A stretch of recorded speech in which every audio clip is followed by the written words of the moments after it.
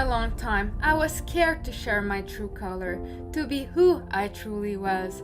I was hiding in the story I was reading, fearful of what people would think about me.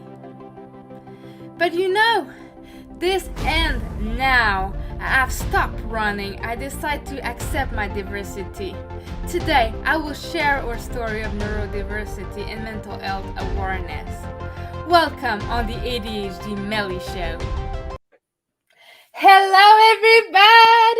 I hope you're doing well. I'm sorry I'm being a little bit late, but we had a little technical difficulty. But when you're live, things happen. You cannot do anything about it. It just happened, and you deal with it.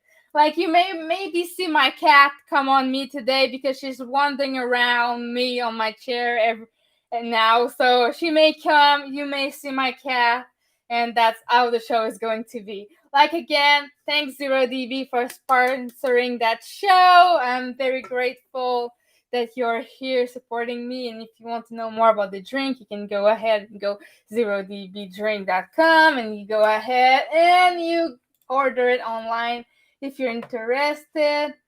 And yeah, this is the link with my promo code if you're interested. I said the address wrong, so go there is better. So we're going to invite Kat talking about how to parent a child with ADHD and autism is something that's very important to me because I'm not saying my parent did all wrong, okay? But they didn't know what ADHD was and they couldn't know how to support me, and that's very important, the support that a parent can give to his child when they have ADHD or any neurodiversity. And sometimes parent does not necessarily know how to react in certain, we as ADHD and even autism, meltdown happens, and you need to know how to respond to your child, not necessarily knowing what's wrong in their own head. Sometimes you have a meltdown and you don't know why you have a meltdown, just happen. And after you think about it and you're like, oh, that's why. But at the moment that happened, you don't necessarily know. And sometimes the parents around you are scared because you see the child screaming and not feeling good. And yeah, so that's why it was very important to me to invite Kat talking about that discussion with me. So here we go, Kat. Hi, everyone. Lovely to see you. How are you today? I'm good, thank you. Yeah, I'm really well. Great. Thank you, Peter, for being here. Vincent is also here. Thank you so much for joining me today on a very hard subject because it maybe be a little bit dark today, but it's how it is. And we on the ADHD Melly Show talking about the real things, the bad and the ugly, because we need to talk about it. People need to know that sometimes a parent doesn't know what to do, and it's okay because they never experienced that themselves. No. So it's hard to sometimes raise child with ADHD and autism. So talk to me a little bit more about your own self for the beginning so people know a little bit more. Who's Kat? Talk to me a little bit Okay. more. So, I'm Kat. I'm based in Durham in the northeast of England, and I have a sewing company called Seated Sewing, which provides bespoke outfits for the disabled community because I was made disabled myself 15 years ago. Um, so yeah, we met through a mutual friend, Miss Lord. Let's not call him Mister Lord Isaac Harvey, and and we've been friends ever since. So yeah, thanks to him. Yeah, and I'm going to do our website. Woohoo! I'm going to make sure our website is Yay! perfect. You're gonna fix my website for me. Yeah, it's very broken. Don't worry, it's getting better. Good, good, good. So if we go back to your son, I understand that you don't want to share all his private life because it's his own life. But talk Mhm. to me a little bit more about your experience while he was a child and when you noticed something was not wrong but different. Yeah, so Tom was only 6 months old when I was made disabled. and it was lifting him out of a playpen that resulted in me needing spinal surgery and ended up in a wheelchair. Um, and then I spent 9 months in hospital, recovering from the failed surgery and infections. And so my parents actually moved in with Nathan to help raise Tom because Nathan was still working. Um, not the greatest start to being a new mother or being a child, to be honest. Um, but we sort of noticed things were different very early on from Tom. But um, the professionals were all telling us that Tom was fine, and the reason Tom was behaving in the way that he was because of my disability, because I had carers in, because he was an only child, because he was around um, adults all the time. And when professionals are telling you this over and over and over and over, you start to believe that you are the reason your child is the way that they are.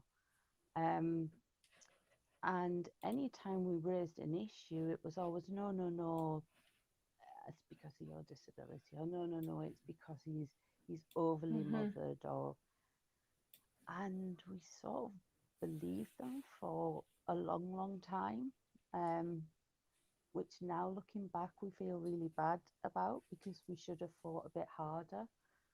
Um, and in the UK, it's really difficult to go against what your school's telling. If your school's telling you your Mm-hmm. child's fine, it's really hard to say, no, I want this test done or that test done. And so, yeah, it was a difficult start.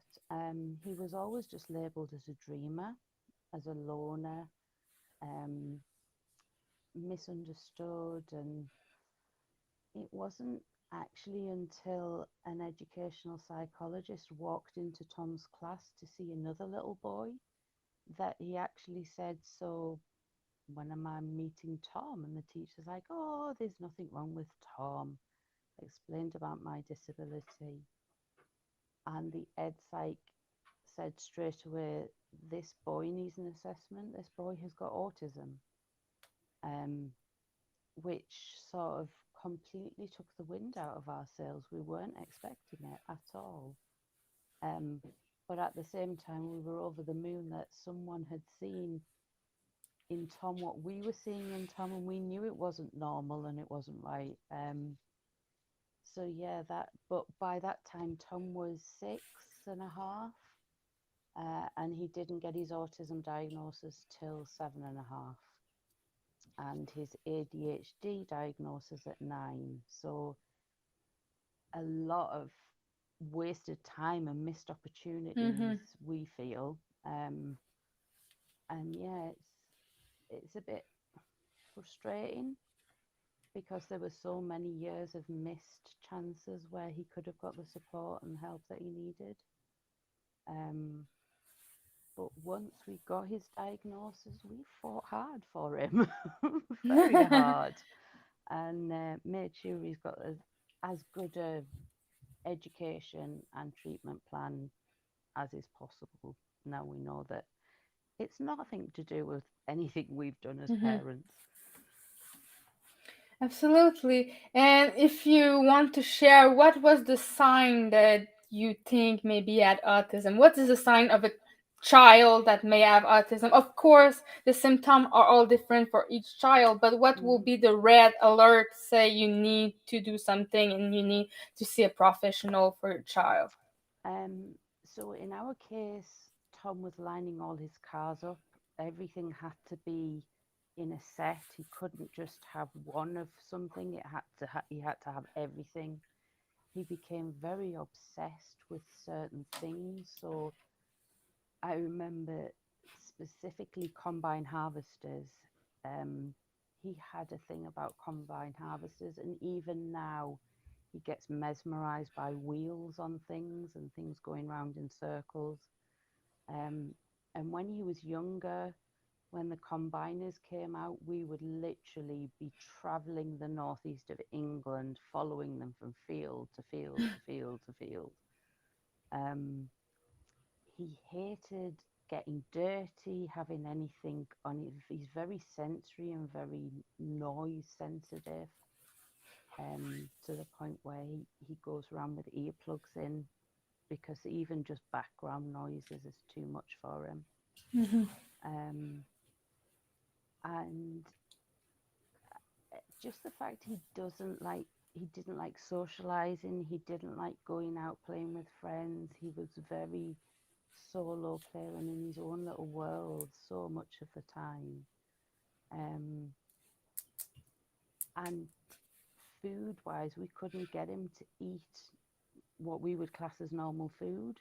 Mhm. Um, everything had to be beige, not touching, no sauces, very dry, and had a very, very limited diet, which now we know is very typical of a child with autism. Absolutely, I understand that. And when he was at school, did he been in normal class? Was he good in school? Did he finish high school, or is doing it to finish it now? What is his school like? So he is now in a specialist school, which is run by a Northeast Autism Society, which purely takes in children with autistic diagnosis. He was in mainstream, but he didn't cope. The only reason he managed in mainstream was he had been in the same school from being 3, and the teachers absolutely loved him, and they mothered him. But when teachers left and the principal left, we had real big problems because they didn't understand Tom, why he was struggling, why he wasn't progressing. Um, and he would get very frustrated and start lashing out because he didn't understand what was going on with himself, and why he was different to everybody else. Um, so school was very, very difficult for him and still is. He has separation anxiety.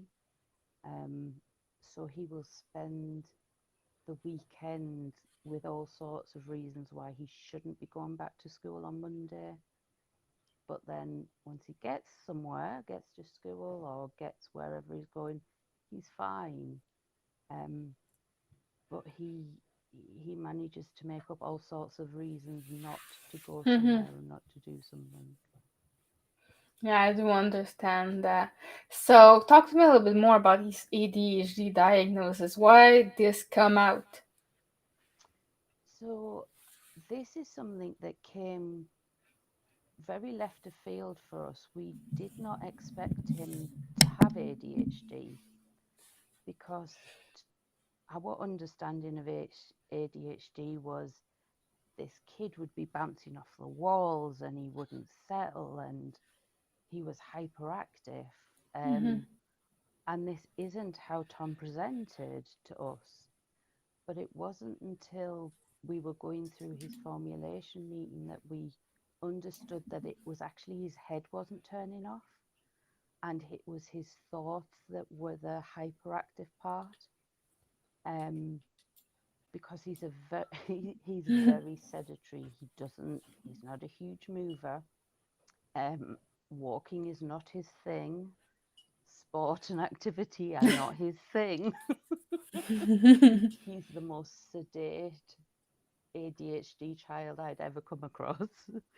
But his head just does not turn off. And he doesn't stop talking, and um, everything, there is just a narration to everything that he does. Like, we can't walk down the street without there being a verbal explanation of what we're seeing, what we're walking past, or he has to fill the space and the void. Um, so once that was explained to us that that is his ADHD, it's his brain and it's his need to constantly be filling the noise or covering the noise with not with conversation, then it made sense. Yeah, I understand that. Yeah. So, do you have any ADHD or autism in your family or around you? Um, Nathan, my husband, as Tom has grown and got older, has seen a lot more of himself in Tom. So he's actually going through adult formulation at the moment, and he's on the pathway for diagnosis. And I, the older Tom gets, the more I see the double of of Tom in my husband. Um, I, I probably have got some because I'm a very creative person, and I hop from idea to idea and project to project. So yeah, but don't tell Nathan I said that. I thought I had it as well, because I blame it all on him. I was going to ask you, what sort of advice do you have for parents who also have ADHD autism? um, I think if you suspect it, I think it's a good idea to have it checked out, really, and get that diagnosis, because then, to be honest, it's helping Tom, because we're able to say, you know what, Dad understands what you're going through. Dad understands how difficult it is, but Dad can also go to work and he has a job. And it doesn't mean because you have this diagnosis that you will never work and that you're not a valuable member of society. Um, and what I've found amazing on LinkedIn and what is really helping us as parents is we've only ever known children with ADHD and autism. We have no autistic friends or older acquaintances that have got it. So to be able to be on LinkedIn and connecting with people like yourself, we've have grown this huge base of Mhm. connections who are also ADHD professionals. And I'm able to show Tom that these people have got jobs and really good jobs, and that anything that he wants to do, anything he sets his mind to, he can do. He has got this phenomenal memory. So he watches something, he has it word perfect first time. And so if he can use that in business to be in a job, then he's gonna he could do anything. And that's what I absolutely love about LinkedIn, is that I can show him adults that are really successful and have a diagnosis, because he only sees the children he goes to school with, and a lot of them are a lot more severe than he is. Mhm. And they're not, I don't, at this moment, we don't think Tom will be able to live independently, because he's still, so he's 15, but he actually operates more around a 5 or 6 year old, independent wise. But from a memory perspective, he beats us blind. I mean, what he doesn't know about his subjects is just phenomenal, and is way above us and a 5 or 6 year old. So it is. It's this strange correlation between functional ability is so much lower, but memory and passion and obsession is phenomenal. How do you wish employer act when your son is going to be old enough to apply to job and integrate it in a workspace? What do you want that change to happen? I think a lot of change needs to happen because it scares me. It scares me that employers now are not set up for employing autistic ADHD people. I think the whole job application, the whole interview process, the whole lack of understanding about demand and resilience is just not there at the moment. And so I hope that Tom's 15 now, so in the next well, 4 or 5 years, he's going to be leaving school and need to apply for jobs. Mm-hmm. I hope that we can raise enough awareness, and this is a lot of what I do as a disabled advocate and influencer, is to show that people with diagnoses there don't look at what they can't do, because the disabled community is full of so much talent, and employers need to look at the talent first. They need to employ on talent and ability. And if they did that, they would bring on so many inspiring people, and they would benefit so much from what all of the, well, the whole disabled community, but specifically, if you employ an autistic ADHD person and let them work on their passion, what they can't achieve is no one's business. It really isn't. As a disabled person yourself, do you think that it's easier for you to get some resources versus somebody with ADHD and autism? Um, Possibly, but I think it's very torn, to be honest, because I think disability and ADHD, autism, I think are vastly underestimated what ability we've got. Um, and I think maybe because people see my wheelchair first, so it's a Mm-hmm. giveaway. I can't hide the fact that I've got a disability. Maybe a bit different on things like LinkedIn and social media. I don't have to tell people I'm disabled, because if you saw me now, I'm sat in a normal chair. I'm not in my wheelchair. Um, and if you meet me and I'm on Zoom, I sit in a normal chair as well.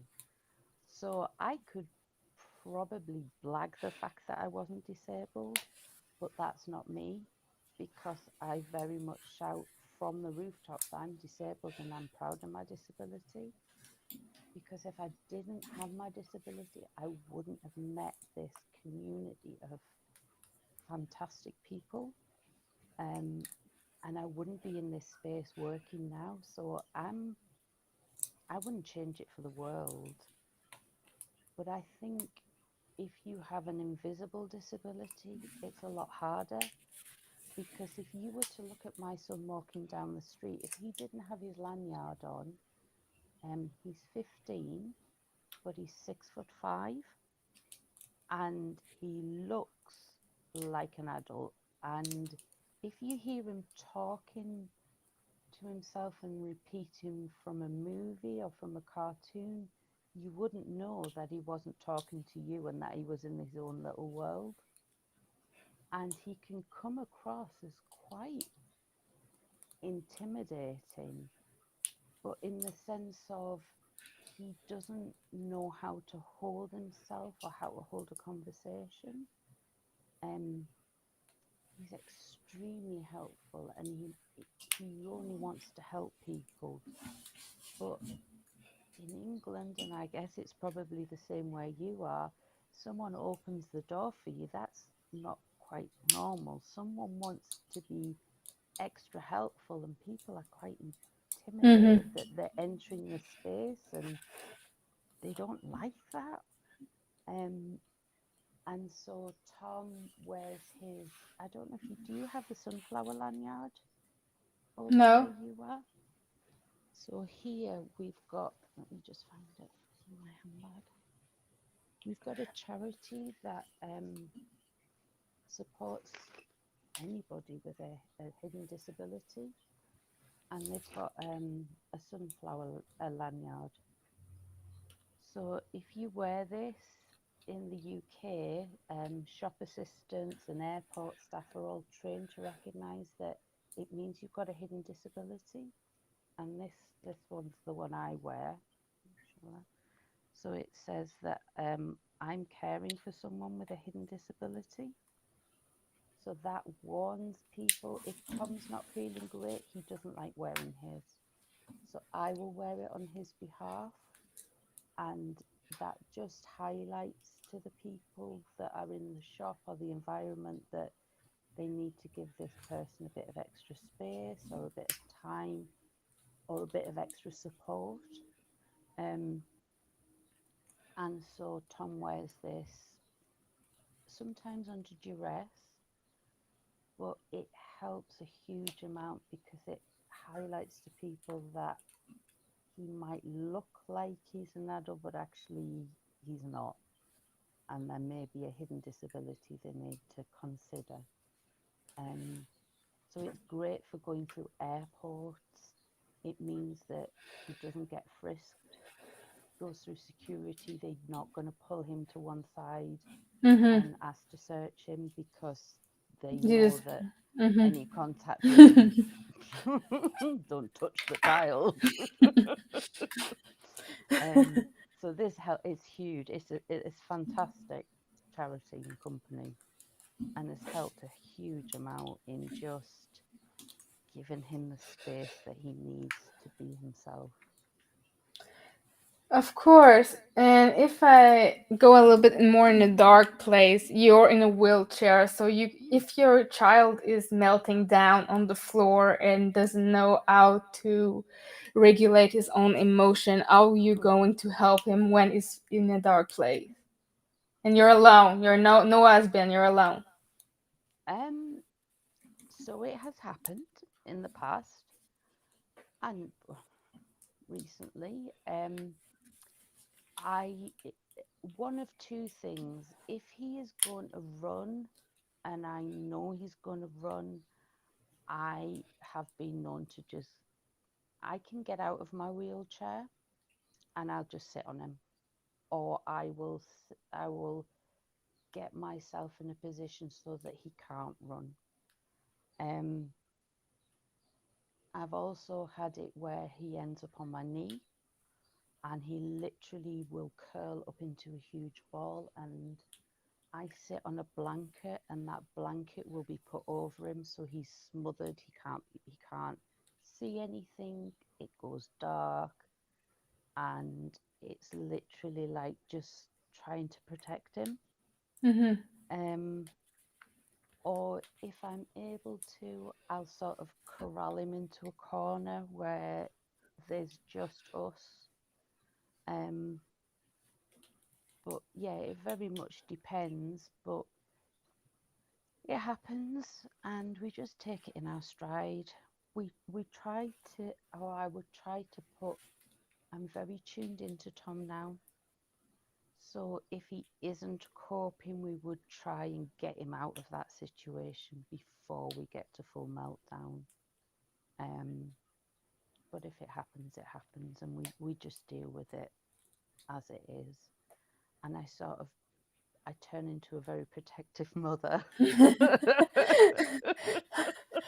and then it's like whatever he needs, he gets. And if he needs space and there's people around, I've got no worries about saying, you know what, you've got to get out his face because this is going to end badly.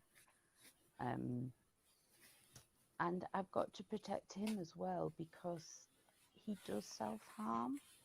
He has attempted to take his life in the past. His mental health is extremely unstable because of his added conditions.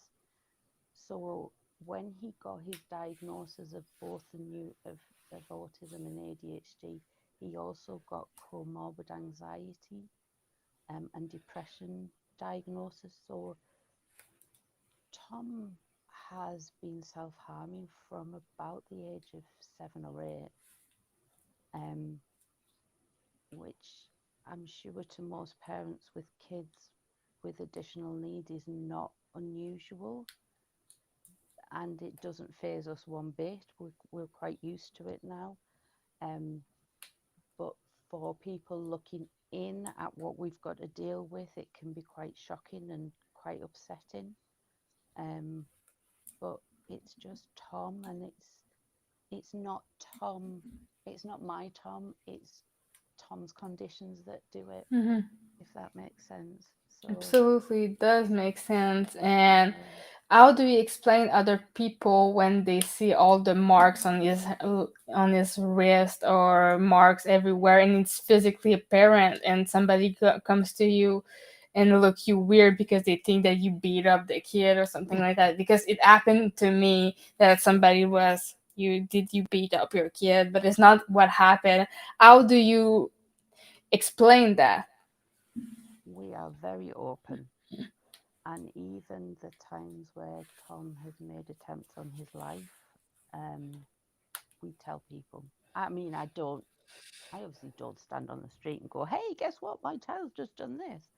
Um, but if anyone asks, the first thing that happens after it is we email school, we inform them, we will contact a social worker, we contact CAMS, which is our children and adolescent mental health services.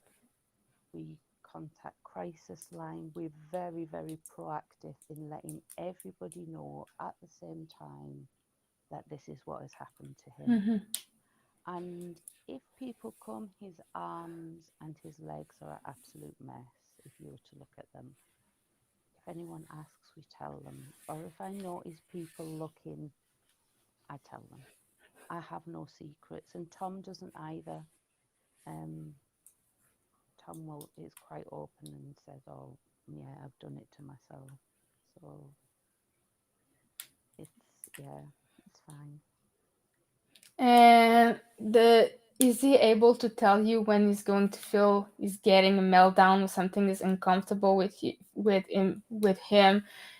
Have you teach him how to explain a little bit more what he was experiencing? How is it on his end to explain you that something's happening? So he has gotten a lot better in the last 6 months at self-regulating. So he will tell us that he needs to go home, or he needs to sit in our van, or he just needs some space.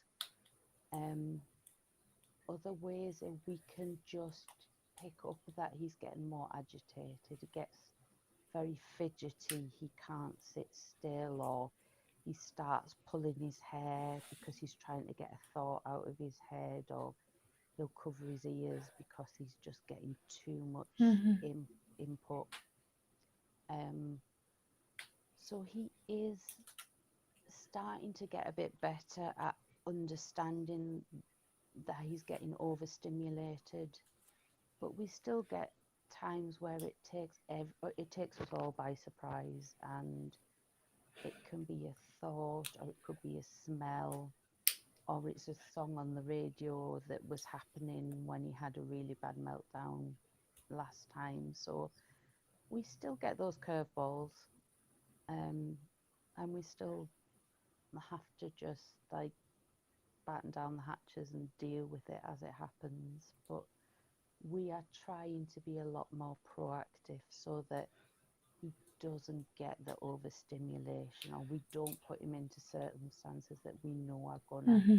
completely freak him out, or he won't be able to cope with.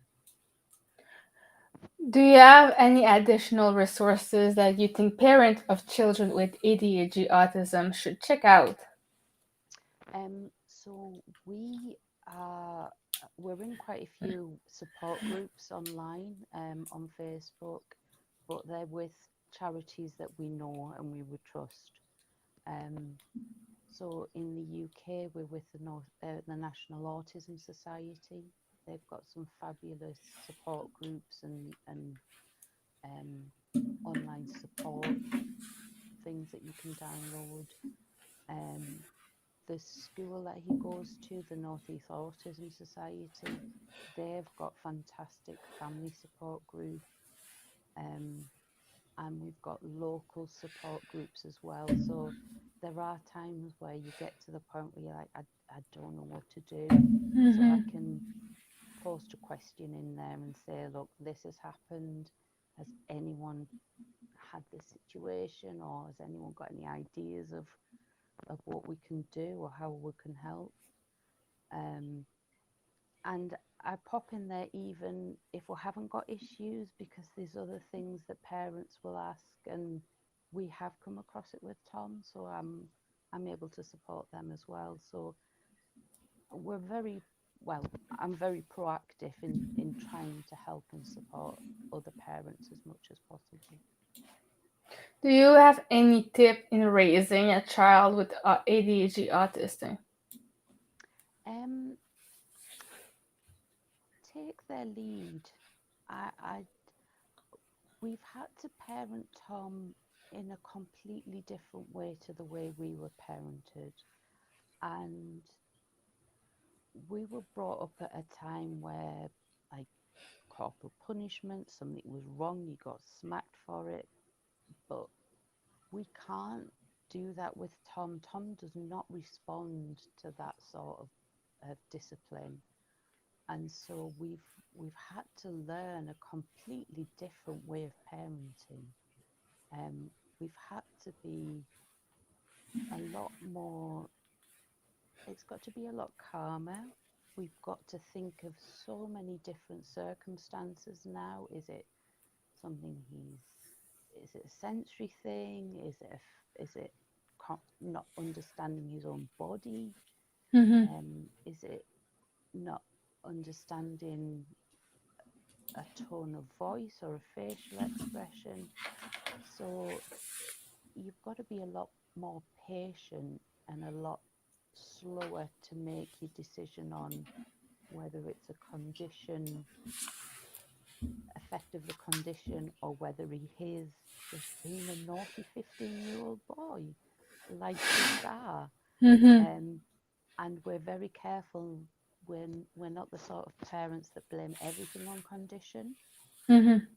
um, because we have got a lot of parents around us who are very much, well, he's got autism, and they get away with murder, and it's not right, because I don't think it helps the child.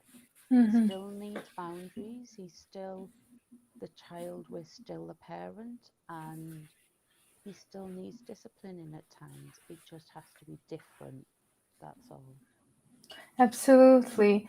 Do you have any advice for parents who may have realized they haven't been engaging with their ADHD autistic children positively and are writing past wrong? Um, I think you've got to. I think a lot of the time you have to let the child dictate things, because they are so different to atypical children.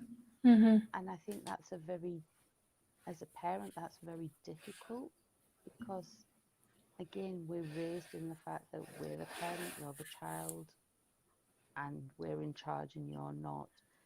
But it doesn't work with autistic children, because they are so different, and their conditions are so different to what we were, how we were brought up. Um, so I think you've got to learn a lot from the child, and it is it sometimes is a bit of trial and error, and some things do not work, and you learn that very quickly. Mm-hmm. And then other things really work really well, and you sort of latch onto them. So, would you say there is more than one way to parent a child with ADHD autism? I I would, and I'd say it's very child specific, because we have got some very good friends whose children are also autistic, and they are very similar to Tom, but they are also completely different to Tom. So what works for us does not work for them, and vice versa. Yeah. Um, and this idea that it is a spectrum is so true. I mean, there are similarities, but there is nothing that is identical. Which, and I know parents who have got two children with autism and ADHD, and they have to be parented in completely different ways, and yet they've got the same conditions. So it is very child specific, I think. Do you think that do you want to talk about something that I haven't asked you yet and you think it's pertinent to add on the show? Um, Off the top of my head, no.